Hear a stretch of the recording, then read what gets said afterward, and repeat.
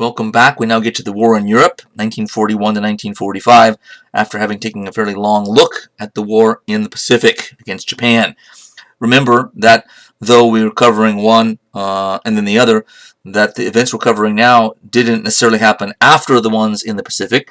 They're happening simultaneously, but as I mentioned in the previous segment, it's easier to understand both of these theaters of operations, both fronts of the war that the U.S. participated in, if we take them one at a time and go all the way through. So please bear that in mind. One of the most impressive elements in U.S. participation in World War II is the fact that they were fighting both of the primary Axis powers, the two major powers really threatening to unbalance the world at the same time. Fighting a war on two fronts is no easy task, and the U.S. Wins both wars.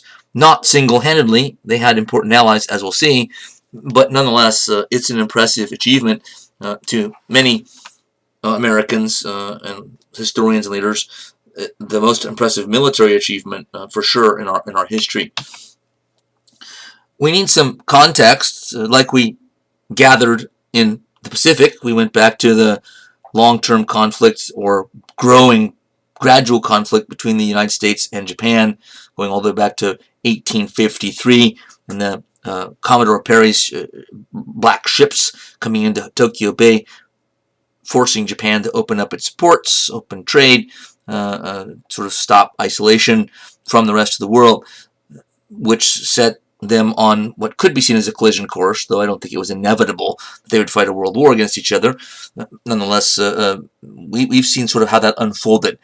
So now we need to do something similar on the other side, which brings us face to face, unfortunately, with this person, Adolf Hitler, one of the most significant figures in all of world history, and almost all of it, like 99.9, if not 100%, is bad. A mass murderer, although there are a few mass murderers that can compete with him, frighteningly. Stalin, we'll talk about a little bit as well, Mao in China, but Hitler is, I think, often usually seen as sort of the most cruel and barbaric leader, committing the largest crimes against humanity in all of world history, and that very well may be true.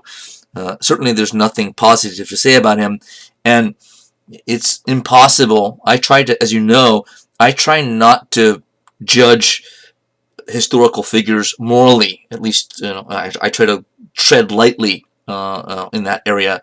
But it's impossible to lecture on Hitler without making moral condemnations of his actions and what he did. It's really impossible. But Hitler was an unlikely person to come to power in Germany or anywhere else. Keep in mind, Germany was a powerful country, at least it had been before World War I, so it's bad enough if a crazy person, and I'm assuming he was a psychopath, which not all historians do assume, but I think it's relatively evident. It's one thing if a psychopath comes to power in a small, not very powerful country. It's bad for the people there and maybe some neighboring peoples. But if a psychopathic person is in control of a powerful country, one of the most powerful in the world, then you have much bigger problems. And this is exactly what happens in Nazi Germany with Hitler in power from 1933 to 1945. So an unlikely person to rise. Why? Well, first, he was of Austrian extract. He was born and raised in Austria, which was a German-speaking country with German culture, but it wasn't a part of Germany proper, and he always associated more, or one of his parents was of German background, and so he always sort of felt more of a kindred spirit to Germany than he did to Austria. And in fact, when World War I came about, he managed to get himself enrolled in a regiment from Bavaria, southeastern Germany, instead of an Austrian unit. So his commitment to Germany had been there all along, even when he was a kid in Austria. But that still makes him unlikely to be the guy that rises to power, at least in the 20th century, at the top in Germany. Also, he came from rather obscure origins. We're, by the 20th century here, Europe wasn't the extremely stagnant, society whereby you couldn't rise to power unless you were born into the right family, as it had been traditionally in previous centuries. Nonetheless, a guy from a lower middle class background, which Hitler was from. His father was a minor bureaucrat, civil service in Austria, lower middle class. So nothing to be ashamed of course, but not somebody that, from that position is likely that anybody thought would light the world on fire. Plus, there was the issue of his personality, which didn't sort of seem to lead in that direction either. He had one friend in his young adult years. Poor guy. After the war, everybody wanted to interview him because he was the one friend of Hitler. And, of course, it's an important thing to sort of know, how did this happen? How did this, series of gross atrocities, Hitler responsible for the murder of millions of people. It is important to understand how that can happen. So, not surprisingly, everyone then flocked to this guy's door, who was his one friend. And the fact that he had one friend is telling in and of itself. And the stories he told have been, talked about in book after book. But Hitler was, none of this will surprise you, by the way, but Hitler was a young adult, was certain that he was right about everything. He'd talk incessantly. You couldn't argue with him. He'd start screaming and yelling. There was a story one time he and the friend were at a coffee house, talking. He'd sleep until like 3 in the afternoon, and then he'd get up and go out with his friend to the opera, and then hang out in coffee houses and restaurants before and afterwards. He had a little bit of money from a small, meager or moderate inheritance that he got from a family member. So while he had that, he had at least lodgings, place to stay, and just kind of was into this kind of lazy, shiftless guy, just entertaining himself. But they were in a coffee house one day, and he overheard somebody talking politics at the next table or within earshot, and somebody he didn't know. And he jumped up and ran over to their table and started screaming at them about how wrong they were. And I'm sure it frightened them, frightened his friend, although the friend was probably used to it by this time. So he showed signs of psychological, emotional instability early on in his at least adult life. Again, it surprises none of you, but believe it or not, historians tend to shy away from analyzing Hitler's psychological state, for some good reason. Remember that historians base most of what historians know about history, or think they know about history, comes from written records of the past, primary source documents. And since we don't have a rich record of documentation of Hitler's mental problems, like, what medications he was taking, because there weren't psychotropic medications in those days, he didn't see a psychiatrist as far as we know, so there are no psychiatrist records to look over. Historians are, by and large, loath then to make too many comments about Hitler's psychological state, what he thought and felt. Though they do it anyway, even those that say that we historians shouldn't go there because of the lack of evidence, they still, in their biographies, if you read them, it's impossible to think not to do. They say, well, Hitler thought this, and Hitler believed that, Hitler felt this. Like, okay, but how do you know that if there's not documentation? But there are a few historians who are willing to speculate, and it is somewhat speculative, about Hitler's mental state.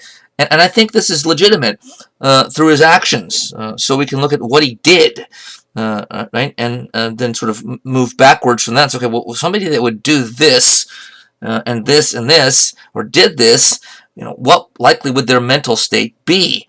For instance, Hitler seemed to revel in, love to watch film footage of cities that his forces, German military forces, were attacking, on fire. Warsaw, Poland was on fire after being attacked. He delighted on this kind of thing. Not the kind of thing that most normal people would sort of find joy in. He also liked to apparently watch, like at dinner time, film footage of political enemies being tortured and executed. So just from those two, documented stories alone, I think we can reasonably infer with some measure of confidence that Hitler was sadistic. that he was a sadist and enjoyed cruelty.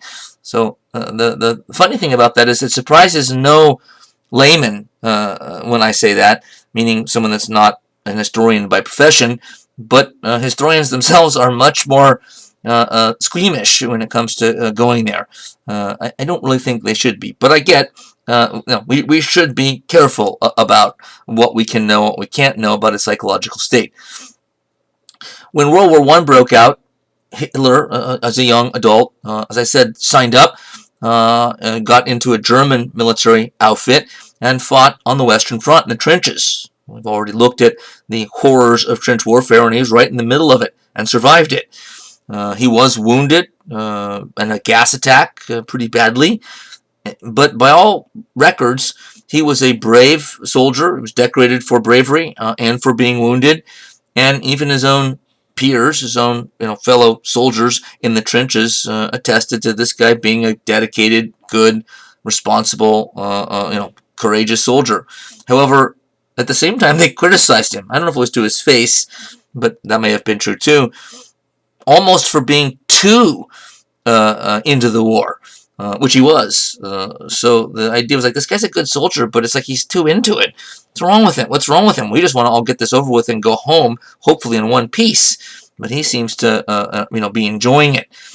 Two of his commanding officers both said in separate pieces of writing. I don't think they even, coordinated their thoughts on this. They could have, in different ways. I've read the quotes; they're somewhat different, but I'm paraphrasing them because they come down to the same idea. They both said that Hitler was, though a very good soldier, was someone they would never promote to a higher rank. He was a corporal. They'd never promote him to sergeant or recommend him for an officership, beyond NCO, because though a good soldier, reliable in some ways, as a leader, they just thought he's too unstable to be a leader. He's emotionally unstable, and this doesn't appear to have been true even in the trenches. So Hitler was a strange guy. That's my long-winded my long-winded diatribe on this comes down to Hitler was weird. As far as the origins of the Nazi Party were concerned, at the end of the war, Hitler was one of the few that was actually saddened that the war was over. The war had given him a sense of meaning, and that's part of it's part of the reason he was so into it. And so when the war was over, that sense of meaning was gone, and he felt a certain emptiness, it appears. And he was looking and searching for something to fill that hole, and so he went into politics, which seems pretty natural, all things being considered. And there was a lot to deal with, in Germany as far as politics are concerned. But again, he was a nobody, a corporal in the trenches, not even an officer at all. He had no real prospects. Didn't have a college degree. He had spent a time after he burned through his small, modest inheritance, basically homeless in Vienna and Munich primarily, and so this guy just seemed to be a drifter, going nowhere, not going to make it in life. His one friend talked about his constantly talking about all these grandiose plans he had. He wanted to be an architect. He was going to build these fantastic buildings, and he was a dreamer in a sense. And he appears to have been kind of lazy. But that's not to say that Hitler didn't have talent and some ability and some brains. He certainly wasn't smart, I think, in every way. He hadn't been a good student, but being a good student isn't always about intelligence or lack thereof. Sometimes it has to do with not applying yourself and not being conscientious and organized. And I think that's the explanation for Hitler's lack of educational success, not necessarily inherent ability. One of the, I think, innate abilities that Hitler had, or at least intuitive ability, was psychological. He seems to have been a quick study of human psychology and people's own psychological states, their emotions, meaning he could size people up in a short amount of time and understand their strengths and weaknesses, their insecurities, and then he'd store those away sort of in his memory, his memory bank, and come back and use them to manipulate people later on. I'm not saying that everyone that has sort of this kind of intuitive psychological understanding is a bad person. They're not. But if somebody has that kind of ability intuitively, and also is a person who desires to do ill, they're dangerous. And so Hitler falls, I think, into this category. But he uses his understanding of psychology to manipulate people time and time again on his rise to power. The origins of the Nazi Party come from his joining a small kind of nothing party in Munich that at the end of the war, the end of World War I, was a no-name regional party. Wasn't even known at the national level, so it was this dinky little party that seemed to have no prospects. But Hitler took it over, not by force, but by outworking and outsmarting everybody else and manipulating them and scaring them in many ways through his strange personality, and rose to the top of the party and then started to build it into something bigger and bigger and bigger. And by the latter half of the 1920s, certainly by 1928, the Nazi Party was not only on the national radar screen, but it had become a force in democratic politics. Germany was democratic between the two wars, something called the Weimar Republic, which was a multi-party democracy. And the Nazis were one of several parties, but by 1930, they were the single largest party in the German Reichstag, or Congress, their elected legislature. So it was sort of a meteoric rise for Hitler and the party. They had their own quasi-paramilitary force, the Brown Shirts, or SA as they're known, who engaged in all kinds of nefarious conduct and violence, fought a running civil war on the streets of Weimar Germany with their arch enemies, the Communist Party, who also kind of had their own paramilitary unit. They're fighting this sort of low-level civil war under the nose of the government against each other, one party against another. So the Nazi Party sort of rose on the back of Hitler's desire, Hitler's drive to become more powerful and to see his ideas put into practice. Which brings us then to the Nazi ideology and political platform. The platform itself is a little easier to understand, so we'll start there, but they overlap. The political platform was pretty straightforward, but he understood that it would work, or it could work. It starts really with his and Germans' hatred of the Treaty of Versailles and bitterness about it. And this is easy for him to sell because he truly was bitter about it, but understood that the German public would eat it up as well. If he starts denouncing the Versailles Treaty and saying we need to get out from under it, whatever it takes, which is what he did say, right? He knew that would be appealing, and it was. That doesn't mean that everyone that found that part of the Nazi message appealing found the whole thing appealing, but a lot of people found that appealing. He also promised that, after coming to power, or threatened that he would make Germany into a major world power again. Germany had certainly been emasculated by the Treaty of Versailles, and that's part of the reason Germans hated it, and he hated it. But by ditching the Treaty of Versailles, and that's what he promised to do. If I get into power, we get into power, we're just going to crumple up the Treaty of Versailles, throw it in the garbage, and move on. If the British and French want to send troops in, bring it on. We'll deal with that, when it happens. But he promised then to rebuild the military, which was a direct violation of the Treaty of Versailles, which greatly limited Germany's military.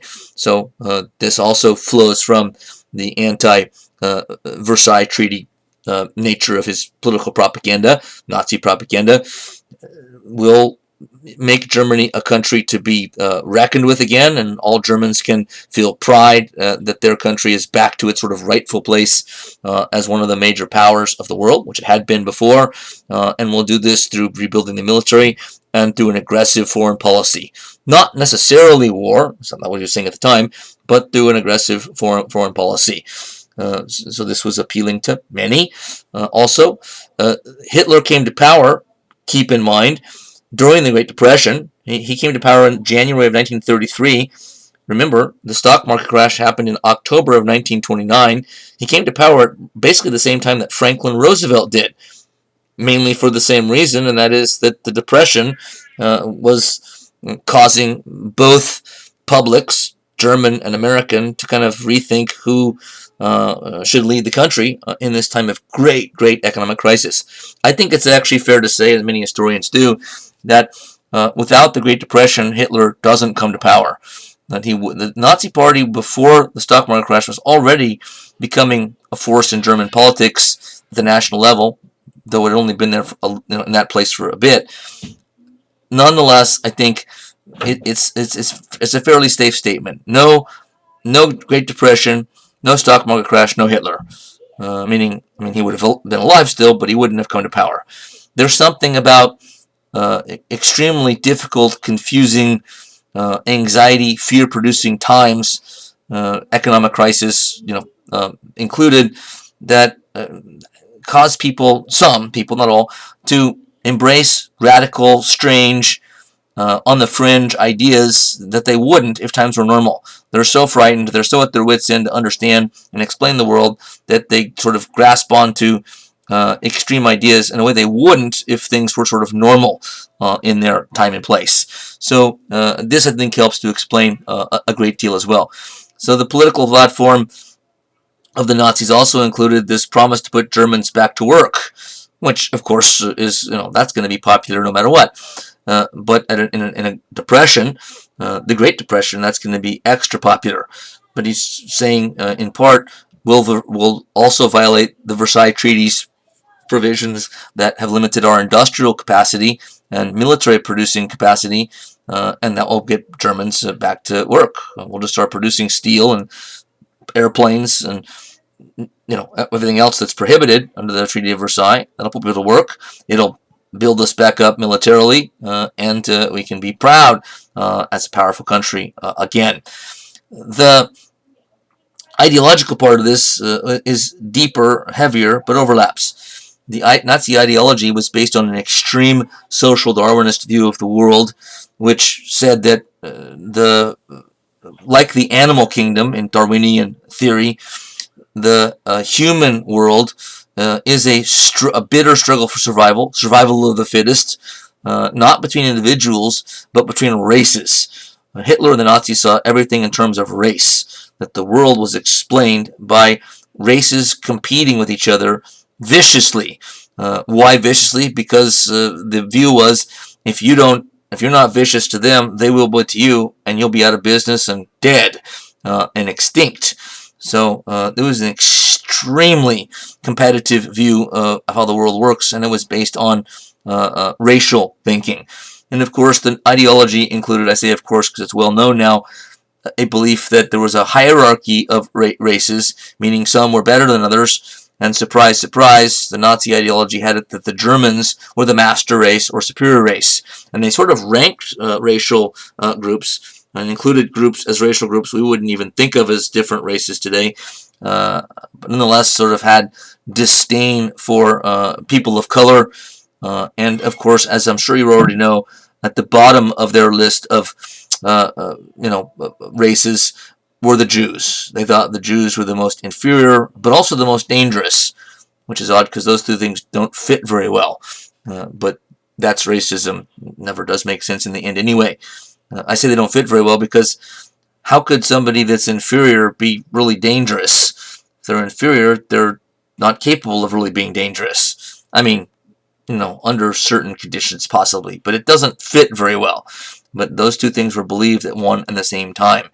The ideology also included, along with anti-Semitism and extreme social Darwinism, the idea of Lebensraum, living space. Hitler, in his one book, Mein Kampf, written partly while he was in prison, I'm not going to get into that, on his rise to power. He was in prison for a year.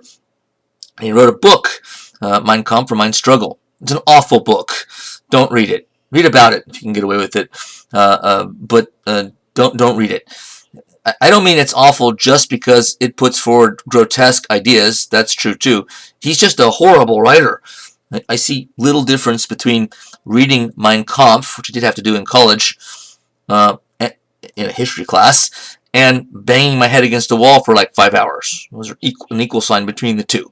Nonetheless, he wrote it, and not enough people read it because it was made for exciting reading, but it did predict accurately much of what he was going to do. But when he wrote it in 1923, 24, when the party was still on its way up, not very well known yet, nobody read it. A handful of people.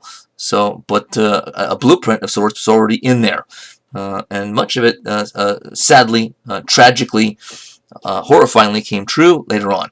But among the elements laid down there that came true later on was the concept of Lebensraum, living space. And he believed that in this brutal struggle to survive between races, peoples, that it was imperative that to survive and to thrive and not be, taken down and wiped out by one of your competitors who are trying to, the more land you have, the more likely you are to survive and thrive.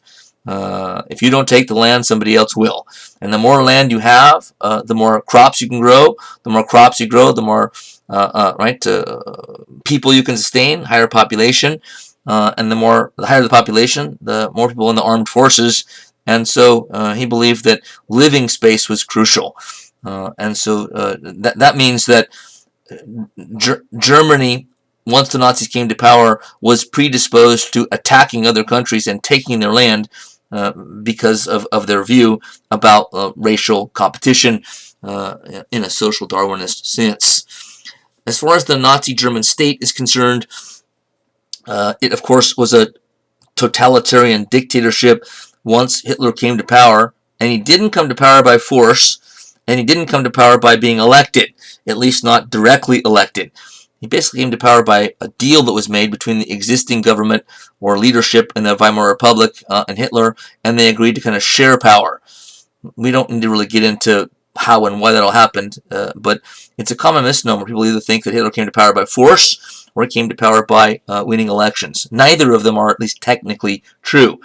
But Hitler, once he did take over the reins of power, eliminated all of their political parties, so there's no democracy no longer, there's no political opposition at all, and quickly started to impose all kinds of draconian laws, the Nuremberg laws, which stripped German Jews of citizenship rights, freedom of speech, and the press was gone, and this became sort of an ironclad, totalitarian, monstrous dictatorship quickly, immediately.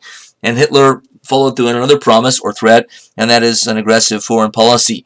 He started to make a series of moves in foreign policy that violated the Treaty of Versailles intentionally, starting with the reoccupation of the Rhineland, a demilitarized zone under the Treaty of Versailles, meaning that Germany had no right to send troops in there, and that's exactly what he did. 1936, sent troops in to deliberately flout the Treaty of Versailles to see what the British and the German, or British and French primarily, would do.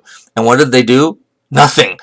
They backed down, and the German troops occupied without resistance the Rhineland. And this set in motion a series of, or a type of relationship between Hitler and his adversaries that gave Hitler the upper hand. This is sort of like an abusive relationship. When in an abusive relationship, the person abused sort of forgives the abuser, because they inevitably come back and apologize and say, I'm sorry. And then, once they start doing that, the pattern is basically set. It's hard to get out of after that. And Hitler sort of established this kind of abusive relationship whereby, starting with the occupation of the Rhineland and moving on from there, he would just do something aggressive, not not pleasing to the other powers, mainly Britain and France, but they would end up caving to him in the end because he promised to do it again. And this went sort of on and on. It's what became famously known of, and still talked about, as appeasement, appeasing Hitler, which is seen sort of as a bad thing. In fact, appeasement is often used in other contexts today as well. So, but it's always meant to sort of invoke, well, yeah, just like the Allies appeased Hitler and didn't stop him when they could. This is a bad thing. It caused the world to basically go up in flames. which of course there's some truth to. So Hitler takes the reins of power, starts to threaten other countries, and take them by force or threat of force. Austria, he incorporated into the German Third Reich, his name for his country, Third Kingdom, Third Empire. Czechoslovakia, etc. And the Allied powers just kept backing down. This is the pattern, sort of the abusive pattern. Hitler takes aggressive action. The other side, he kind of apologizes in a sense. They back down, give in. Okay, just don't do it again. He says, I promise. And then would turn around and do it again. And the same thing would happen over and over. Finally, after Czechoslovakia fell through this process, everybody knew what was coming next, and that is that the Nazis, Germany, under Hitler, were going to turn to Poland and overtake Poland. And World War II is seen to have begun with the invasion of Poland on September 1st, 1939, because Poland was the first country to fight back, shoot back. Their defeat was quick. They were no match for the German Wehrmacht, or military, which had been built up from Hitler's first moment of taking power, and it was a fairly formidable military machine by this time. It would go on in the next year or two to be a very formidable military machine. So there was really no chance that Poland was going to win, and this is finally when Britain and France stopped appeasing Hitler and declared war after he invaded Poland. Though it didn't help Poland any, because they didn't have the British and French didn't have any troops on the ground in Poland. They declared war, but that meant after Poland falls, Britain and France will be at war with Nazi Germany, which is true. The event that I think really woke up the world to how dangerous Nazi Germany was and how aggressive its intentions and actions was the invasion of France in 1940. This, I think, really caused Americans to sort of brace in reaction to this. President Roosevelt probably wasn't surprised, but still shocked, because remember that France had held their own against Germany, defended their country for 4 years. They had help from the British and eventually the Americans. Nonetheless, the Germans never got to Paris in World War I. And lost the war. In this case, starting in May of 1940, first the Low Countries are invaded as sort of a route to get to Germany. I'm sorry, to France. And German forces attack France, and France falls in 5 weeks, less than 5 weeks. So France, one of the major powers of the world, had held out against the German onslaught in the First World War for all 4 years. Never went under. Here, a mere 20-something years later, they have now fallen and are being occupied, much of France being occupied, later all of it, by the Germans. So the swastika was flying over Paris within 5 weeks, and this, I think, is the main aggressive element of Germany's aggressive foreign policy now, warfare, offensive warfare, that really shocked the world into recognizing how much of a threat this was. If France can go under, and go under that fast, we tend to, I think, misunderstand this today because we don't think of France as a powerful country for the most part. Americans tend to look at France as kind of a wimpy country. What does a Frenchman do? He rides down the Champs-Elysees in a bicycle with a basket, with a loaf of a French bread in there, a baguette, and a beret on. These guys can't fight. But historically speaking, France has traditionally been one of the major military powers of the world for centuries. And in fact, even now, post-World War II, into the 21st century, it's one of the handful of powers that are armed to the teeth with nuclear weapons. If for no other reason, France has to be taken extremely seriously because of that. So to underestimate France and underestimate sort of how big of a deal this was is to really, I think, get it wrong. The world, including U.S. leaders and citizens, were shocked by the fall of France in 5 weeks or less, because it had for so long been one of the rock-solid, most powerful military countries in the world. And for a time then, it left Great Britain holding the bag. Since the United States was not in the war yet in 1940, and the Soviet Union was not in the war yet in 1940, partially because Hitler, before invading Poland, had his diplomats sign a treaty with the Soviets, the Russians, that became known as the Nazi-Soviet Non-Aggression Pact. Hitler was rightly worried that if he attacked Poland, the Russians would have something to say about it. So ahead of time he negotiated a deal whereby Stalin wouldn't try to stop him from invading Poland as long as he got part of Poland. Not the first time that Poland had been carved up into pieces by larger aggrandizing powers. So the Russians weren't in the war. They were technically allies of the Germans in 1940. The Americans weren't in the war. They were still kind of in their neutral posture. And Hitler, through Blitzkrieg, which we'll get to in a moment, scored a series of lightning victories. Blitzkrieg means lightning war, and we'll see sort of how they did that, what Blitzkrieg was in a moment. But if you look at the upper right, by 1941, the map of Europe was like a European Union, by force. Germany had forced everyone else into union with it by conquest, either military conquest or threat of military conquest, causing some just to capitulate before even fighting. And you see on that map only one country, or two, Iceland, but they're not really a major combatant, holding out against Germany. So for the better part of a year or more, Great Britain can be truly said to be the only country in the world that's still fighting Nazi Germany. They're still holding out, which makes the Battle of Britain of extreme importance also in 1940 after the fall of France.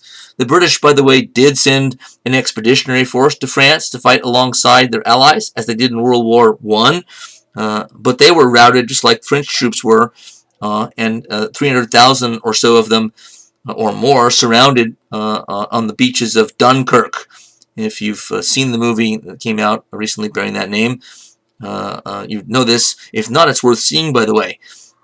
This is often seen as a great moment in British history because the British government encouraged citizens, and they did it on their own anyway, to send every ship and boat, rowboat, tugboat, yacht, as well as any military vessels that were available across the channel to rescue French and British troops that were surrounded on the beaches by German forces. They're in a pocket, and a few 100,000 were actually rescued and made it back alive to England. So it was a heroic effort by the average citizens of the country, but it was also a disaster.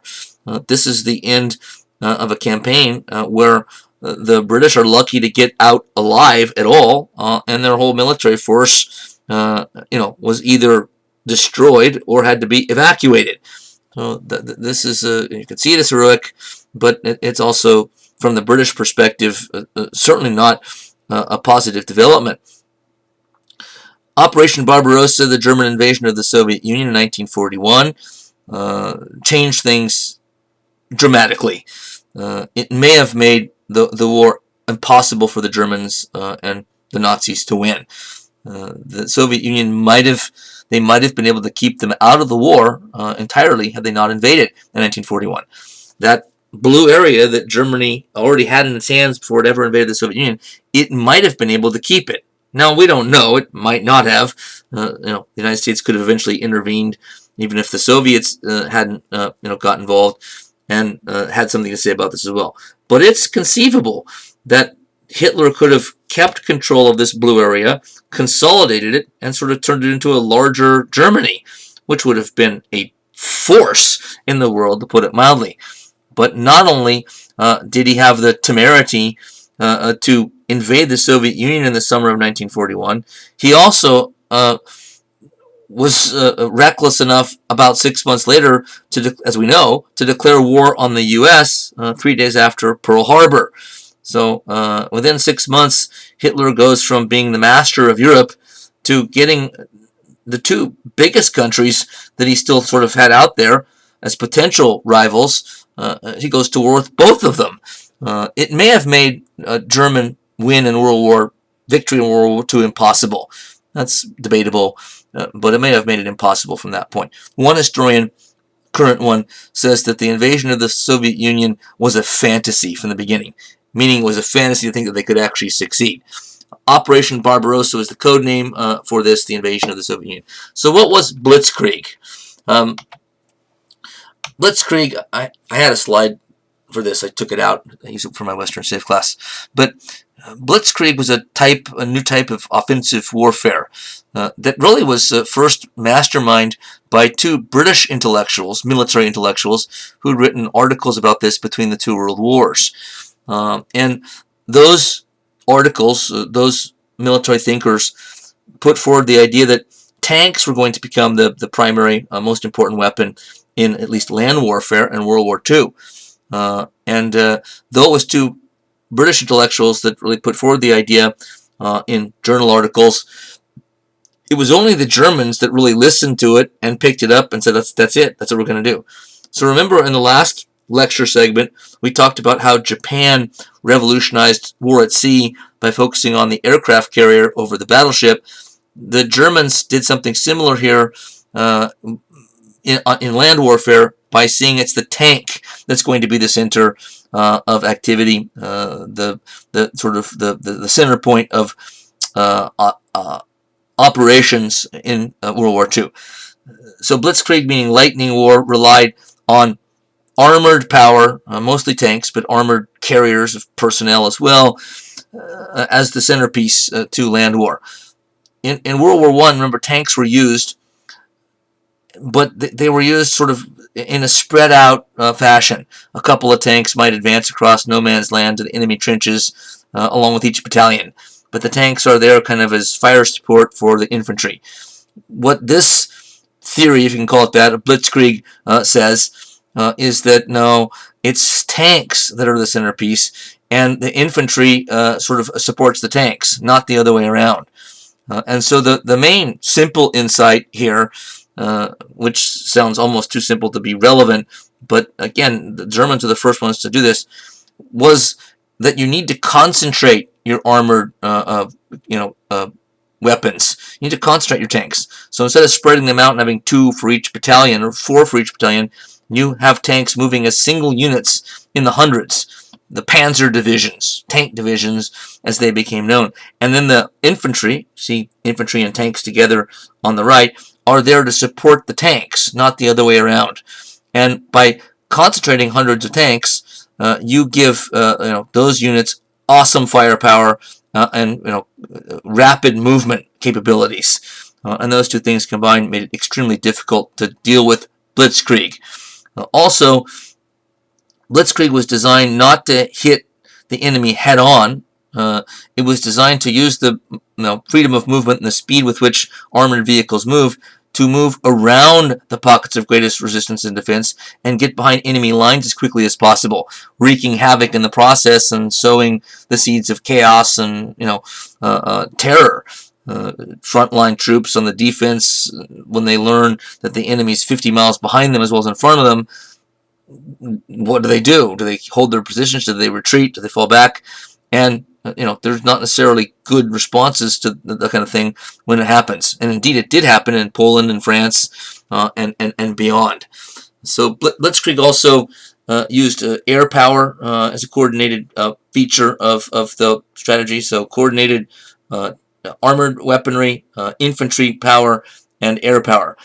In World War II, the Germans, unlike the Americans and the British, spent an inordinate percentage of their air dollars, so to speak, the budget allocated to air forces, on fighter bombers or sort of small bombers. The Americans, for instance, spent much more of the percentage of their air force money on high-altitude bombers, big bombers that dropped huge payloads of bombs on cities. But the Germans focused on the other fighter bombers because they were thinking more of air power, not to bomb cities, so they had some of those and did some of that, but as most of the air power to be used to support blitzkrieg attacks. The Stuka dive bombers, for instance, one class or group, terrified the enemy because they were good weapons, but also they made this shrieking sound as they came out of the sky. And dive bombers would come down. They're not much bigger than fighter planes. Come down and drop their bombs at a low level as the tanks and infantry are advancing behind them. So the fighter bombers are not bombing cities in mass. They're there to sort of be fire support for advancing troops and lay down bombs to loosen up enemy defenses just for the tank units, panzer units, and infantry get there. One of the most important but often kind of underappreciated battles, this is a battle that lasted the whole war, so it's kind of stretching the word battle a bit, is the Battle of the Atlantic. But this is important because Germany recognized, as it did in World War I, that supplies, weapons, food, medicine, whatever it is, vehicles, being transported across the Atlantic, mainly from the United States, but other countries as well. If they get to the United Kingdom, it's going to give the Allies a decided advantage.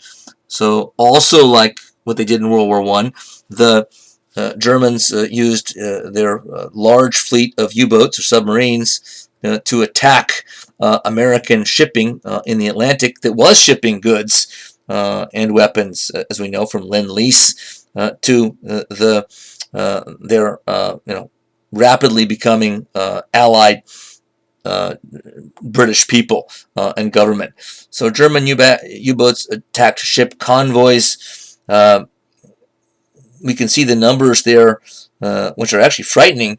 Percentage of ships crossing the Atlantic to Great Britain sunk by U-boats by year. 1939-40, only 2% of those that tried to make the voyage were sunk. 3.9% the next year, 9.7 in 1942, and then diminishing from there. Part of the reason it diminished is because the British government, at a place called Bletchley Park on the outskirts of London, put together a team of scientists and mathematicians to work on breaking the German code, which they did early in the war. And it didn't always work perfectly. It went black sometimes. It didn't cover all communications, but it covered some communications, intercepted some communications at the highest levels of German government and military, which gave them innumerable intelligence about what the Germans were going to do in battle after battle, campaign after campaign. But possibly nowhere was it more important than in the Battle of the Atlantic, and they got a lot of information that the Germans didn't know they were getting, which allowed them to evade submarines because they already knew where they were going by having intercepted the code. So part of the reason those numbers go up and then down is the positive effects of what Alan Turing, the most famous and probably leader of the group, were doing, brilliant mathematician, in breaking the German code. But again, the Battle of the Atlantic was extremely significant because the Germans could ill afford to have the United States, which they knew was the biggest manufacturing company in the world, send enormous amounts of supplies successfully to the UK.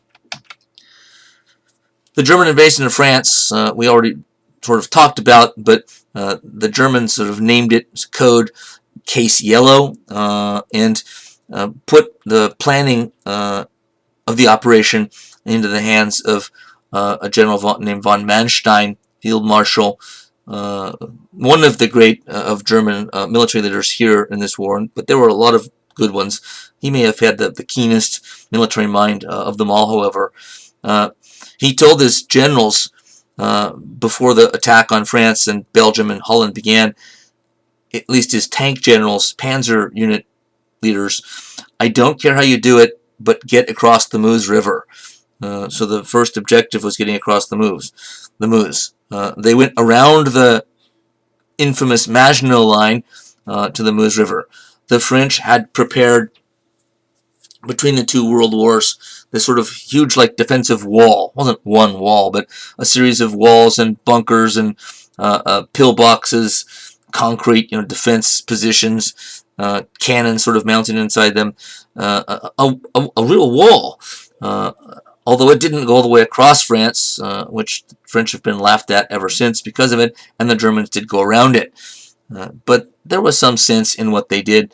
The wall didn't go across France adjacent to Belgium and Holland.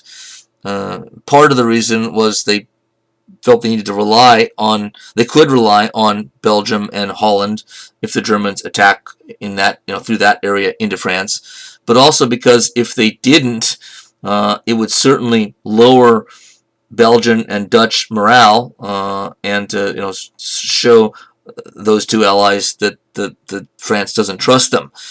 So it was partially political that they didn't put a wall across all of Germany. But the German panzer or tank units just went around it. And Manstein, by saying, I don't care how you do it, but get to the Meuse River, is a good example of something I already mentioned in the last lecture segment, when I said that George C. Marshall and Dwight Eisenhower and some others had picked up on German techniques and German warfare practices, strategy and tactics. The main one was that they taught their soldiers to take the initiative. And that's what kind of Manstein is saying here. You guys are my trained professional military commanders in the field. You go out there. Here's your objective, crossing the Meuse River. I don't care what you do. Get creative. You can all do it differently, but you better get across the Meuse. And everybody knew that, okay, he's giving us a lot of leeway, but if we don't meet our expected goal, then we're going to get in trouble. Manstein correctly identified the Schwerpunkt as the 50-mile sector of the Meuse between a place called Denain and Sedan. The Schwerpunkt was a German, basically means the fulcrum, the center point. And the Germans had always been sort of proud of their military prowess in general, and here, and as an example of it, being able to understand, figure out where the key point is on the battlefield. And Manstein basically got this right, and it allowed the German tank units not only to sort of go around the Maginot Line, but pour into France and get deep into France, causing the kind of chaos and havoc that it, behind enemy lines that it was intended to do. We've already talked about the shock to the world of the swastika flying over Paris in less than 5 weeks, particularly to the United States. The Battle of Britain happening also in 1940, during that period where Britain was kind of alone fighting Nazi Germany on its own, with every other country either knocked out, not in the war, or not in the war yet. The Battle of Britain was significant partially because Hitler planned to invade Great Britain, send ground troops across the Channel and land them and conquer it like they'd conquered France. And there were some other reasons why Germany was never able to do that, but one of them is that the Battle of Britain was an effort from their side to try to knock out or greatly weaken the British Royal Air Force. And when that didn't happen after the several-week-long Battle of Britain, it was one of the reasons that Hitler felt compelled to call off Operation Sea Lion and the invasion of Great Britain. If you don't have air cover, control the skies, an invasion is much more risky. Thomas Childers, in a great book called The Third Reich about Nazi Germany, recent book, said the Luftwaffe shifted its targeting priorities away from the RAF airfields to an all-out assault on London. Its timing was critical, not just vengeance for attacks on Berlin, Hitler claimed, but would lure most British fighters into the skies. But with the battered RAF on the verge of collapse, that shift in strategy would be of decisive importance. What this is talking about is that early in the Battle of Britain, which is a completely air war, by the way, this is all fought in the air, no land battles here. And in the end, thousands of planes on both sides went down, thousands of pilots and crew members were killed on both sides. But the Germans I guess without really realizing it, in the early phases of this, were bombing British airfields mercilessly and knocking out so many planes on the ground and some in the air that the British were falling behind. They couldn't replenish the planes fast enough, so their Air Force, the RAF, was dwindling. But in the middle of all this, Hitler made a bizarre decision to start prioritizing targeting British cities, bombing them from high altitude, like London, and not so much the airfields, which then allowed British production of their major important planes, Spitfires and Hurricane fighter planes and others, to replenish again. So had Hitler not made this move that we could say was a boneheaded one, it might have turned out differently.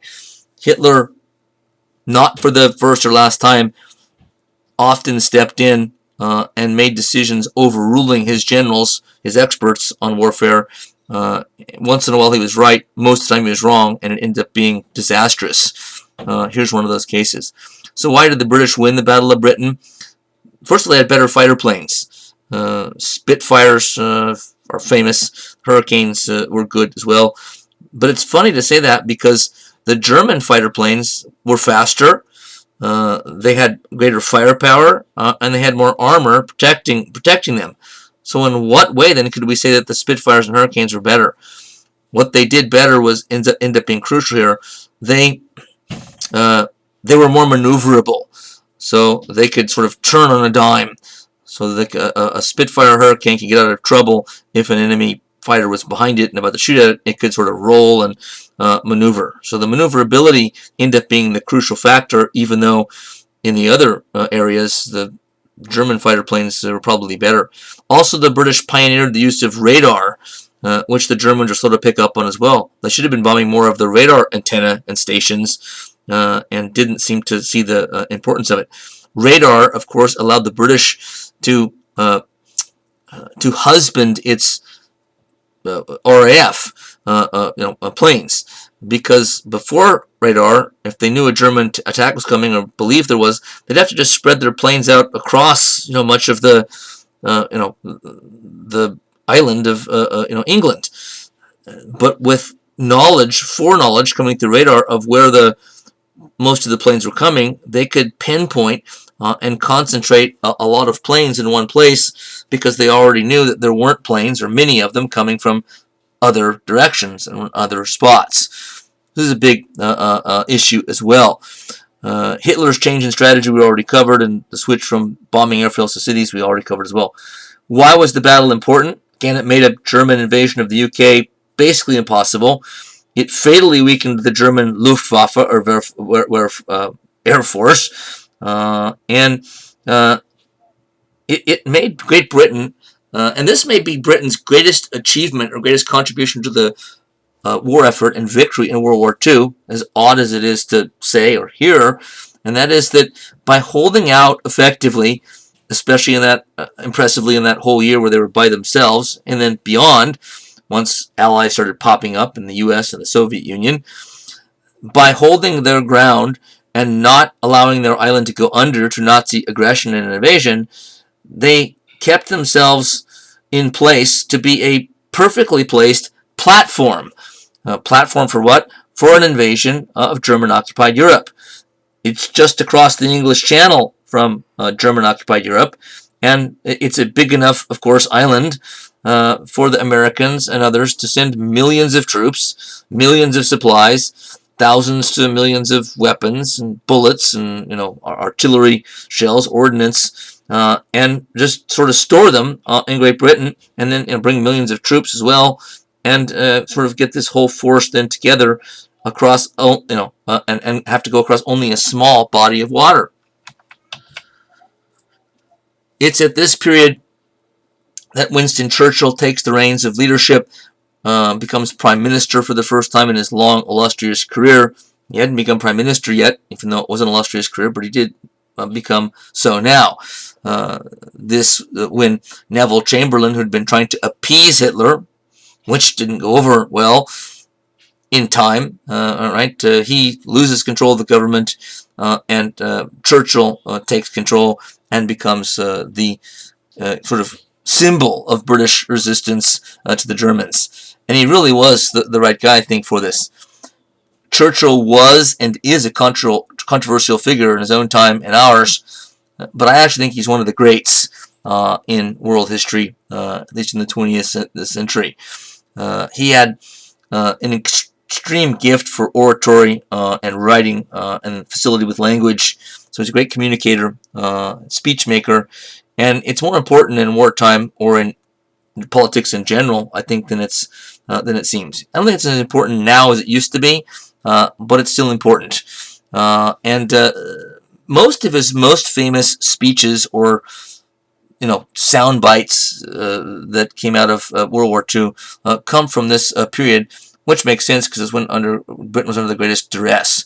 In his famous Blood, Toil, Tears, and Sweat speech on May 10th, 1940, which was right when the German attack on the Low Countries in France started, he said, "We have before us an ordeal of the most grievous kind. We have before us many, many long months of struggle and of suffering. You ask, what is our policy? I can say, it is to wage war by sea, land, and air, with all our might and with all the strength that God can give us, to wage war against a monstrous tyranny, never surpassed in the dark, lamentable catalogue of human crime. That is our policy. You ask, what is our aim? I can answer in one word. It's victory. Victory at all costs. Victory in spite of all terror. Victory, however long and hard the road may be. For without victory, there is no survival. Let that be realized. No survival for the British Empire. No survival for all that the British Empire has stood for. No survival for the urge and impulse of the ages that mankind will move forward towards its goal.